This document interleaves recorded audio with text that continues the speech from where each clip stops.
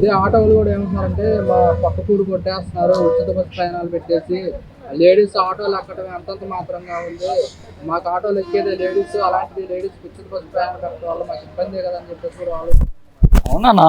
ఇప్పుడు ఒక ఆటోలో ఒక ఆడది కూర్చోడానికి 10 సార్లు ఆలోచిస్తుందన్నా. ఇంకా ఫ్రీ బస్సులు పెడితే ఇంకా ఏమో ఎక్కుతారన్నా? ఏం ఎక్కరు. ఓన్లీ అందరూ బస్సు మీద ఎరగబడతారు. కొంతమంది మహిళలు మేము ఎక్కడికంటే అక్కడికి వెళ్ళవచ్చు, ఉచితంగా తిరిగి రావచ్చు అంటున్నారు. అంతా ఫ్రీగా పినాలు కూడా ఇస్తారన్నా. దాని అంత మాత్రం ఏంటి ఎక్కడిపోతే తిరిగేస్తారా? ఫ్రీగా ఇచ్చిన మాత్రాన మన ఊరంతా తిరగడం రూల్ ఏం లేదుగా. అదే బస్సు ఎన్నింటికి ఉంటుంది? మినిమం 9 వరకు 8 వరకు ఉంటుంది. ఆ తర్వాత ఆటోలేగా, మరి ఆటోలో డిమాండ్ చేయొచ్చుగా, 100కి 200 తీసుకోవచ్చుగా. అది అంటే మాకు అన్న ఖర్చులు తగ్గిపోతా అన్న. ఖర్చులు ఎవరికి ఉండవు, ప్రతి జీవికి ఖర్చులు ఉంటాయి. ఆ ఖర్చులు తగ్గుతాయని పక్కన వచ్చి కూడా మనం చూడాలిగా. మన స్వాధీనం మనం ఎప్పుడు చూసుకోకూడదు. చంద్రబాబు నాయుడు గారు కూడా ఆటో వాళ్ళకి కూడా మేము న్యాయం చేస్తామని చెప్పడం కూడా జరుగుతుంది. మీరేమంటారు? అదేంటన్నా, అది వాగ్దానాలు కానీ ఇంకేం చెప్పలేదు. ఇంకా అనౌన్స్మెంట్ ఎవరు ఇవ్వలేదు. ఆటోలకి నెలకి ఇంత ఇస్తాం, సంవత్సరానికి ఇంత ఇస్తామని ఇంకేం చెప్పలా. ఓన్లీ బస్సుల వరకే వచ్చింది. ఫ్రీ బస్సులు అదే స్టాక్ నడుస్తుంది. కానీ ఆటోలకి నెలకి ఇంత ఇస్తాం, సంవత్సరానికి ఇంత ఇస్తాం అని ఇంకే ఇప్పుడు దాకా ఎవరు చెప్పలా. ఏంటంటే దీనివల్ల ప్రజల మీద భారం పడే అవకాశం ఉంటుందంటారా?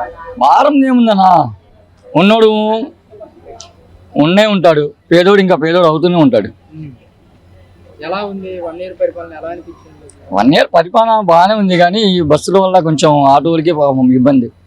ఆటో వాళ్ళకి కూడా దారి చూపిస్తే మంచిది అంటారు. అది వాళ్ళు కూడా ఒక దారి చూపించాలి. అంటే మీరు ఆటో నడపరు కదా, ఎందుకని వాళ్ళ మీద మీరు అంత ఆప్యాయత చూపిస్తున్నారు? ఆప్యాయత కదా, వారికి ఒక ఫ్యామిలీ ఉంటుంది. ఇప్పుడు నాకు ఒక ఫ్యామిలీ ఉంది, దానికి కొంచెం బాధలు ఉంటాయి, నాకే కొన్ని అప్పులు ఉంటాయి, అవి తీర్చుకోవాలిగా.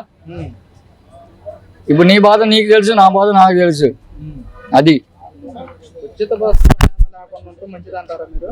మంచిది కాదన్నా, వాళ్ళు కూడా ఆలోచించాలి. మన గురించే మనం ఎప్పుడు ఆలోచించకూడదు, పక్క రోజు కూడా కొంచెం ఆలోచించాలి. మరి ఇప్పుడు ఆగస్టు 15 నుంచి మహిళలకు ఉచిత బస్సు ప్రయాణం అంటున్నారు, ఎలా అనిపిస్తుంది? అదే అయితే మరి వెళ్తాం, మరి పనులు ముందుకు వెళ్ళాలి, మరి ఊళ్ళో వెళ్తా ఉండాలి. ఉచితం పెట్టడం వల్ల మీకు మేలేనంటారా? మేలే. డబ్బులు ఖర్చు లేకుండా వెళ్ళి రావచ్చు అంటారా? అన్ని బస్సులకు లేవంటున్నారు కానీ పల్లె వెలుగులకి మరి హాస్పిటల్కి వెళ్తా ఉండాలిగా, రోగాల వాళ్ళం ఏం చేయాలి. ఎంత అవుతుంది? 15 రోజులకి రావాలి విజయవాడ రావాలి. 15 రోజులు. ఎంత అవుతుంది హాస్పిటల్కి వచ్చినప్పుడు బస్ ఛార్జీలు? అవుతున్నాయి 100 రూపాయలు అవుతుంది. 100 రూపాయలు అవుతుంది వెళ్తాం మొత్తం, వెళ్ళటానికి రావడానికి. అదే ఉచిత బస్సులు పెడితే ఆ 100 ఉంటాయిగా, ఏవో కూరగాయలు కొనుక్కుంటాంగా, పెరుగుతాయా. మరి ఆటో వాళ్ళకి ఇబ్బంది అని చెప్పేసి కూడా ఆటో వాళ్ళు అంటున్నారు. మరి మీరేమో ఉచితంగా తిరగాలంటున్నారు. ఆటో ఎక్కితే 20 రూపాయలు తీసుకుంటున్నారు. అది అన్ని గోల్మాల్ అండి, అసలు ఊరికే వేస్ట్. నువ్వు మొగోడైతే బీజేపీతో లేకుండా గెలుపు చూస్తాము, ఒక పార్టీతో గెలవాలి, అది మొగోడుతనం. వాడు పొత్తు వీడు పొత్తు పెట్టుకొని అది గెలిచారు, గొప్పతనం కాదు అది. పొరపాటున ఇది చంద్రబాబు నాయుడు ఆ రోజు ఇది చేయడం, దానివల్ల సానుభూతితో గెలిచినాడు. కానీ ఈ పవన్ కళ్యాణ్ అప్పుడు గెలిచినాడు చెప్పండి చూస్తాము, 2 సీట్లు రాలే కదా. వాళ్ళన్న కూడా తిరుపతిలో గెలిచినాడు, ప్రజారాజ్యం పార్టీ పెట్టినాడు కదా పవన్ కళ్యాణ్ అన్నగారు. అప్పుడు ఏమైనా చెప్పండి చూస్తాము, సొంత ఇది గెలిచినాడు. ఆ రోజు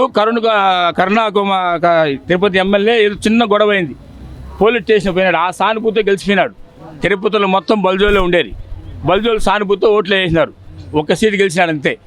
దాని ముందు గెలవలేదు, అప్పుడు 20 సీట్లు గెలిచాడని చెప్పి చూస్తాం. అసలు ఇతను చేసింది ఏంటంటే 3 తప్పులు చేసినాడు జగన్. ఈ 3 తప్పులు చేయకుంటే ఈరోజు సీఎం అతనే. 3 తప్పులు చెప్తాను కదా, 3 తప్పులు ఏంటంటే ఇప్పుడు తమిళనాడు ప్రభుత్వం ఎత్తుకోండి, స్టాలిన్ అమ్మ దాన్ని తీలా, దాన్ని అట్టే కంటిన్యూ చేసినాడు. ఆ ఫోటో కూడా తీయద్దన్నాడు. ఆ మార్గాన్ని చేసి ఉంటే ఈరోజు సీఎం జగన్ అయి ఉంటాడు. అన్న క్యాంటీన్ అట్లే పెట్టినాడు, వైఎస్ క్యాంటీన్ పెట్టుకుంటూ సరిపోయింది. ఈ 3 తప్పులలో అతను ఓడిపోయినాడు, అంతేగాని.